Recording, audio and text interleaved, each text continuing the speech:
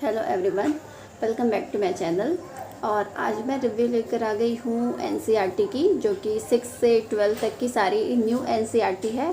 उसका आज मैं रिव्यू करने वाली हूँ और बताने वाली हूँ कि इसमें से कौन सी एनसीईआरटी है जो आपके यूपीएससी के लिए बहुत ज़्यादा इम्पॉर्टेंट है और कौन सी आप नहीं भी पढ़ेंगे तो आपका स्टैंडर्ड बुक से कवर हो जाएगा। तो चलिए आज स्टार्ट करते हैं इस वीडियो को। तो सबसे पहले स्टार्ट करते हैं हम साइंस से। इसकी 6 to 12 की बुक भी होती है जो मैंने नहीं लिया है, मैंने सिर्फ 10th तक की ली थी और उतना ये इम्पॉर्टेंट भी नहीं है। आप इसे नहीं भी पढ़ेंगे तो चलेगा। ये हमारी साइंस की बुक है, यहाँ से देख सकते हैं। इसे ये 6 क्लास की है। उसके बाद मेरे पास 7th क्लास की नहीं है। उसके बाद डायरेक्ट ये 8 क्लास की है, फिर 9th की और फिर ये 10th की। इतना ज़्यादा इम्पॉर्टेंट नहीं है ये जो एनसीईआरटी है। आप साइंस एंड टेक को जहाँ से भी पढ़ेंगे, जो जिस स्टैंडर्ड बुक से पढ़ेंगे आपका उससे कवर हो जाएगा। इतनी सारी बेवजह का आप एनसीईआरटी ना पढ़ें। अगर आपके पास टाइम नहीं है, कम टाइम है, तो आप इसे स्किप कर सकते हैं। और मैंने भी इसे नहीं पढ़ा है क्योंकि ये बिल्कुल भी इम्पॉर्टेंट नहीं है। हाँ, कई लोग कहते हैं कि इम्पॉर्टेंट है, लेकिन आप बिल्कुल शुरुआत कर रहे हैं, आपके पास बहुत ज़्यादा टाइम है, तो आप इन सबको पढ़ सकते हैं। इसके बाद ये वर्ल्ड हिस्ट्री की है, जो कि समकालीन विश्व इतिहास। ये 12th की है। इसमें 2 भाग देख सकते हैं, 1 और 2 है। और ये है अर्जुन देव और इंदिरा अर्जुन देव की। वर्ल्ड हिस्ट्री से सिर्फ एक ही क्वेश्चन आता है, तो आपको बहुत ज़्यादा इसमें सोर्स इधर उधर से पढ़ने की ज़रूरत नहीं है। आप सिर्फ इस एनसीईआरटी को फॉलो कर सकते हैं। सिर्फ एक क्वेश्चन हमारा मेंस में आता है, ये प्रीलिम्स में भी नहीं आता है, तो आप एक एनसीईआरटी से फॉलो कर सकते हैं। इसके अलावा आपको कोई स्टैंडर्ड बुक्स लेने की ज़रूरत नहीं है। इससे आपका पूरा वर्ल्ड हिस्ट्री कवर हो जाएगा। मैं इसका इंडेक्स आपको दिखा देती हूँ कि इसमें बहुत सारी चीज़ें हैं, देख सकते हैं। यहाँ पे चैप्टर 1 से लेकर 28 तक है। इसमें आपको बहुत सारी चीज़ें, सारी मतलब वर्ल्ड हिस्ट्री की जितने भी हमारे सिलेबस में टॉपिक है वो आपका इससे कवर हो जाएगा। तो एनसीईआरटी के ये एनसीईआरटी आपकी बेस्ट है वर्ल्ड हिस्ट्री के लिए, तो आप इसे बिल्कुल लें और इसे ज़रूर पढ़ें। उसके बाद इकोनॉमी की सिर्फ ये 2 ही है, 11th क्लास की, और एक यहाँ पे देख सकते हैं ये 12th क्लास की है। सिर्फ इन दोनों को ही पढ़ें और बहुत अच्छे से पढ़ें। ज़्यादा इम्पॉर्टेंट कहते हैं कि ये वाली एनसीईआरटी बहुत ज़्यादा इम्पॉर्टेंट होती है, लेकिन ये भी बहुत अच्छी है। आप इसे पढ़ेंगे तो आपका जो बेसिक होगा वो बहुत अच्छे से क्लियर हो जाएगा। आप एक बार अच्छे से सारी एनसीईआरटी को पढ़ ले। ऐसा नहीं है कि हाँ ज़्यादा इंपॉर्टेंट है उसे आप बहुत अच्छे से पढ़ सकते हैं, और जो आपका स्टैंडर्ड बुक से कवर हो जाएगा और आपको सिर्फ बेसिक नॉलेज के लिए पढ़ना है तो आप ये सब बहुत अच्छे से पढ़ सकते हैं। तो ये हो गई हमारी इकोनॉमी की। उसके बाद फिर हम स्टार्ट करते हैं पॉलिटी। ये हमारी पॉलिटी की है। मैंने पॉलिटी 8 क्लास से स्टार्ट किया है, 6 से मैंने नहीं लिया था, 8 से 12 तक की मैंने ली है। तो यहाँ पे देख सकते हैं ये 8 क्लास की है। फिर इसी तरह से 9th। आप एक एक बार इसको अच्छे से पढ़ सकते हैं, चाहे 2 बार पढ़ लीजिए, लेकिन ध्यान से अपने बेसिक को स्ट्रॉन्ग करने के लिए आपको ये पढ़ना ज़रूरी है। पॉलिटी बहुत इजी भी है और आपको एक बार पढ़ लेना चाहिए। और सबसे ज़्यादा अगर इम्पॉर्टेंट बोलते हैं तो ये 11th क्लास की ये जो 2 एनसीईआरटी है ये बहुत ज़्यादा इम्पॉर्टेंट है। आप इसे बार बार भी पढ़ सकते हैं। आप इसे बहुत अच्छे से पढ़िए, क्योंकि इसमें बहुत सारी बेसिक जो नॉलेज होता है, क्या चीज़ें होती है, बहुत एकदम नॉर्मल लैंग्वेज में आपको बताया गया है। तो आप इसे अपने पास ज़रूर रखें। इन दोनों एनसीईआरटी को आपको बहुत अच्छे से करना है। पॉलिटी की सारी करनी है, लेकिन ये दोनों ज़्यादा इम्पॉर्टेंट है। उसके बाद फिर हमारी ये 12th क्लास की आती है, ये देख सकते हैं। तो ये मेन इम्पॉर्टेंट ये है, लेकिन आप इन सबको एक बार अच्छे से पढ़ सकते हैं। उसके बाद नेक्स्ट स्टार्ट करते हैं art and culture. Art and culture की सिर्फ 2 बुक ही इम्पॉर्टेंट है एनसीईआरटी की, जिसमें एक ये है 11th क्लास की और एक है ये 12th क्लास की। तो मुझे ये बहुत ज़्यादा इम्पॉर्टेंट है, इस एनसीईआरटी को छोड़नी ही नहीं है। ये जैसे आप स्टैंडर्ड्स बुक को पढ़ रहे हैं उससे पहले आपको ये पढ़ना होगा। इसमें बहुत सारी चीज़ दी हुई है और बहुत बेसिक नॉलेज आपको इससे मिलेगा, और बहुत सारा जो टॉपिक है हमारा यूपीएससी सिलेबस का वो इससे कवर हो रहा है। तो आपको इसे नहीं छोड़नी है, ये एनसीईआरटी आपको लेनी ही है। और आप जब भी पढ़ रहे हैं तो इसको साथ में पढ़ें। ऐसा नहीं कि 1-2 बार आपने पढ़ा और फिर से रख दिया, आप इसे अच्छे से पढ़ें। और ये 12th क्लास की है, आर्ट एंड कल्चर की। ये हिंदी में अवेलेबल नहीं थी तो मैंने इंग्लिश में ही ले लिया और इसे मैंने 1-2 बार रीड कर लिया है। ये उतना ज़्यादा इम्पॉर्टेंट नहीं है जितना 11th क्लास का है। इसे सिर्फ आप पढ़ लें बेसिक नॉलेज के लिए, ताकि आपको जो नॉर्मल चीज़ है वो समझ आए। तो ये हो गई हमारी आर्ट एंड कल्चर की।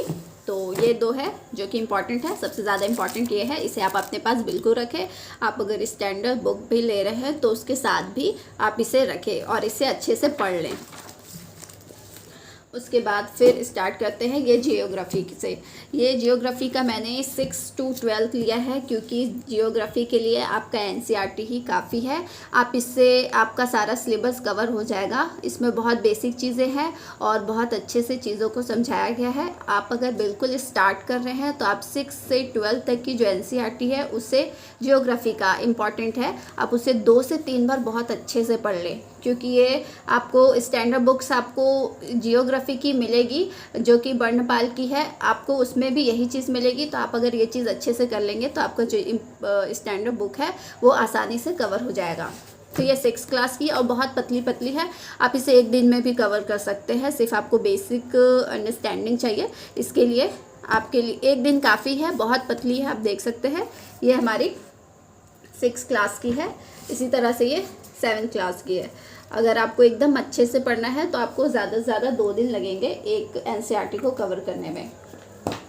और आपको अगर एग्ज़ाम 2025 या 2026 में देना है तो आप एनसीईआरटी को बहुत ज़्यादा टाइम दें। लगभग 6 महीने आप एनसीईआरटी को टाइम दे सकते हैं अपने पूरे बेसिक को अच्छे से स्ट्रॉन्ग करने के लिए। आपको 6 महीने अगर एनसीईआरटी को देते हैं तो फिर जो आपका स्टैंडर्ड बुक होगा आपका वो बहुत जल्दी और बहुत आसानी से कवर हो जाएगा। तो जिसके पास टाइम नहीं है वो 1 बार या 2 बार अच्छे से पढ़े, लेकिन जिसके पास टाइम है वो इन सारी बुक को बहुत अच्छे से पढ़ेंगे। ये 8 क्लास की है। सब देख सकते हैं आप, जो ये जियोग्राफी की है वो बहुत पतली पतली है, आप इसे एक दिन में कवर कर सकते हैं। इसी तरह से 9th क्लास की है, देख सकते हैं ये भी 9th की बहुत ज़्यादा पतली है और आपको इसमें बहुत सारे मैप मिल जाएंगे। और यही सारी मैप आपको सारी जो है ये सब इम्पॉर्टेंट है, आप इसे अच्छे से पढ़ सकते हैं। फिर ये 10th क्लास की है। इसे भी आपको 2 दिन लग सकते हैं पढ़ने में, अगर आप बहुत अच्छे से पढ़ेंगे तो 2 दिन। और यहाँ से आपकी जो इम्पॉर्टेंट होती है जियोग्राफी के लिए, जिसे आपको पढ़नी ही है, अगर आप इसे स्किप भी कर रहे हैं तो आपको ये पढ़ना पड़ेगा, जो कि 11th क्लास से स्टार्ट होती है। 11th और 12th की जो एनसीईआरटी है जियोग्राफी की वो बहुत इंपॉर्टेंट है। इसमें 4 बुक्स आते हैं, आपको ये चारों पढ़नी है और 2 से 3 बार अच्छे से आपको इसको पढ़ना है। ये 11th क्लास की है, भारत भौतिक पर्यावरण। इसी तरह से इसका पार्ट 2 है, भौतिक भूगोल के मूल सिद्धांत। और फिर ये 12th क्लास की 2 बुक।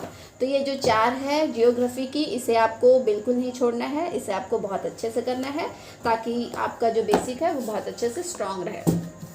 उसके बाद लास्ट आते हैं हम हिस्ट्री में। देख सकते हैं हिस्ट्री की कितनी सारी बुक है।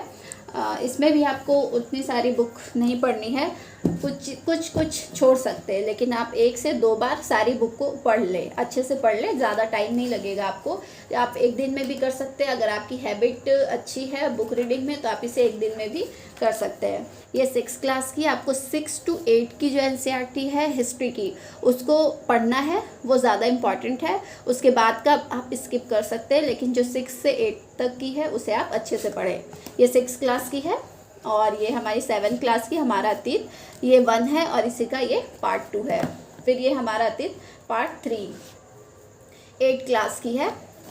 फिर ये 9th की है। आप इसे छोड़ सकते हैं क्योंकि इसमें भारत और समकालीन विश्व मतलब वर्ल्ड हिस्ट्री के बारे में जानकारी है, तो आप इसे छोड़ सकते हैं। जो मैंने इससे पहले वर्ल्ड हिस्ट्री के लिए एक एनसीईआरटी बताई है, आप उसे फॉलो कर सकते हैं, आप इसे छोड़ सकते हैं।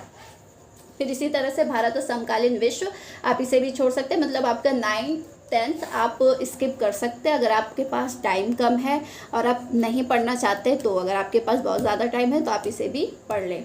उसके बाद विश्व इतिहास के कुछ विषय, ये 8 क्लास तक की आपकी इम्पॉर्टेंट होती है। उसके बाद आपकी ये सब चीज़ें होती है, आप इसे सिर्फ एक बार अच्छे से पढ़ लें।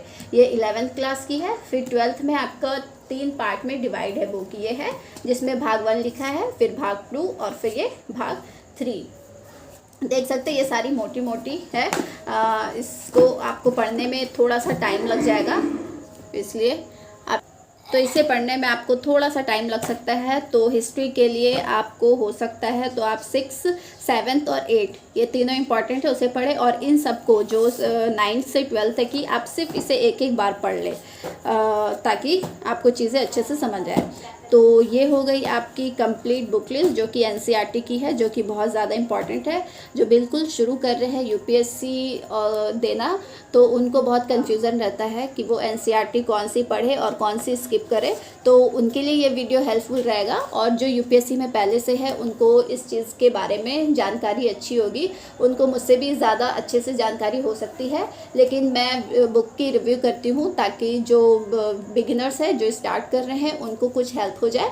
तो आज के लिए इतना ही। और बाकी जो अभी यूपीएससी के जो प्रीलिम्स के लिए जो भी इम्पोर्टेंट होगा उस पर मैं नेक्स्ट वीडियो बना दूंगी। लेकिन अभी एनसीईआरटी भी है जो आपका इम्पॉर्टेंट है, लेकिन ये लास्ट टाइम आ गया है तो आप एनसीईआरटी को स्किप कर सकते हैं। और जो इम्पॉर्टेंट है अभी बहुत ज़्यादा, आप उस पर ही ध्यान दें। और जो ये 2025, 26, 24 जब भी एग्ज़ाम देंगे तो उनके लिए एनसीईआरटी इम्पॉर्टेंट हो जाती है, तो वो एनसीईआरटी को ज़रूर कवर करें। तो अगर आपको मेरा वीडियो अच्छा लगता है तो मेरे चैनल को लाइक कीजिए, सब्सक्राइब कीजिए। एंड वीडियो देखने के लिए धन्यवाद।